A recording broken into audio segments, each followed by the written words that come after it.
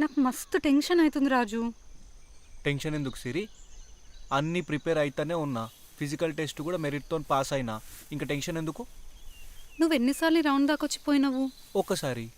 ఎట్లా పోయింది? ఏమో తెలియదు సిరి. అన్నీ తెలిసినవే ఉండే టిక్ కొట్టినా, కానీ ఎందుకో పాస్ కాలే. అవునా? ఎన్ని మైనస్ మార్క్స్ వచ్చినాయి? మైనస్ మార్క్సా? హ్మ్? అయితే నీకు నెగిటివ్ మార్క్స్ ఉంటాయని కూడా తెలియదా?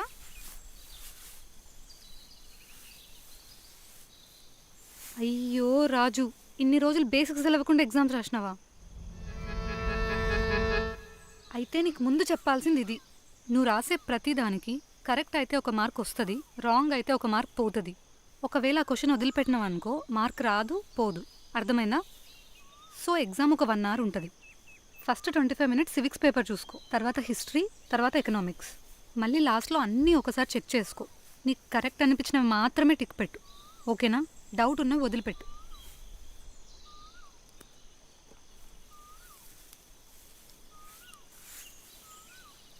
ఇగో పెన్స్.